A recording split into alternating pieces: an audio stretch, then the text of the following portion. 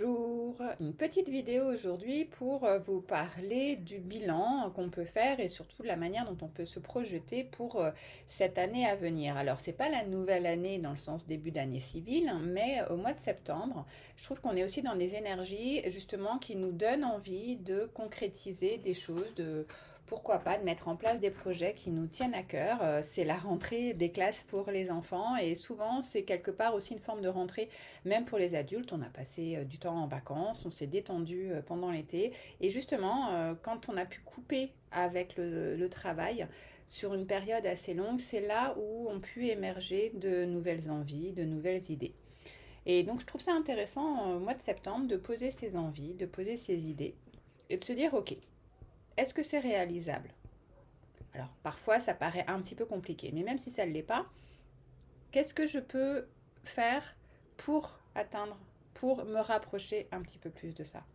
Alors quand je parle d'envie, de projet, ça peut être des choses sur le plan professionnel ou sur le plan personnel. Ça peut être, je ne sais pas, par exemple de changer de métier ou de se réorienter, de suivre une formation sur le plan professionnel.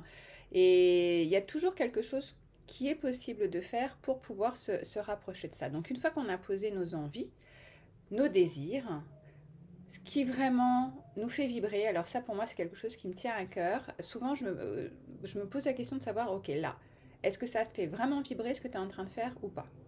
Si ça ne te fait pas vibrer, bah peut-être qu'il faut le lâcher. Et justement, cette période, c'est aussi de faire le point sur ce qui nous fait du bien et sur ce qui nous dessert. Donc, lâcher, ça peut être lâcher des habitudes, ça peut être lâcher des relations toxiques, ça peut être lâcher des choses sur le plan professionnel, un emploi qui ne nous va pas ou des relations avec des personnes qui sont nocives pour nous, hein, au niveau professionnel, personnel également. Donc ça peut être, voilà, déjà, ce qui ne me convient pas, ce qui ne me fait pas vibrer, je vais le lâcher. Maintenant, ce qui me fait vibrer, je le garde. Et puis, il y a peut-être d'autres choses que j'ai envie de faire, parce qu'on évolue au fur et à mesure des années passées. Et on peut avoir besoin de changement. Donc, c'est important aussi de ne pas s'installer, de s'obliger à rester dans une routine qui nous a convenu jusqu'à maintenant, surtout quand on commence à sentir un genre de mal-être. Et ça peut être l'occasion, justement, ce mois de septembre et ce petit bilan-là, de se dire, ok, de quoi j'ai envie maintenant? Qu'est-ce qui, au fond de moi, ça me plairait bien, là, on sent, vous voyez, on sent une petite joie, une petite excitation, même si ça paraît quelque chose d'un peu irréalisable ou gigantesque, eh ben c'est pas grave. On pose les choses, et puis après, on se dit, ok, concrètement, qu'est-ce qu'il faudrait que je fasse pour pouvoir atteindre cet objectif, ce projet? Il y a toujours des petites choses qu'on peut faire. On peut, si on manque de compétences, et ben justement trouver une formation qui nous permette de gagner en compétences. Sinon, ça peut être avoir le courage de changer justement des habitudes et voir pour mettre en place de nouvelles habitudes, hein. Il ne s'agit pas de changer juste pour du vide parce que ça reviendra, mais mettre en place de nouvelles habitudes qui peuvent mieux nous convenir en fonction de là où on en est. Donc voilà, c'est une petite chose que j'aime bien faire au mois de septembre.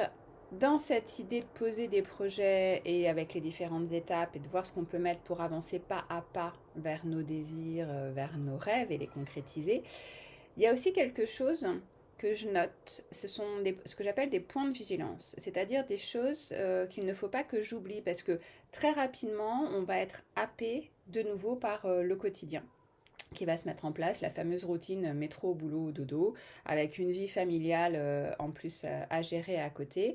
Et puis ben, rapidement, ce petit plan, ces rêves, ces désirs, ces projets, ils vont passer à la trappe si on n'y prend pas garde.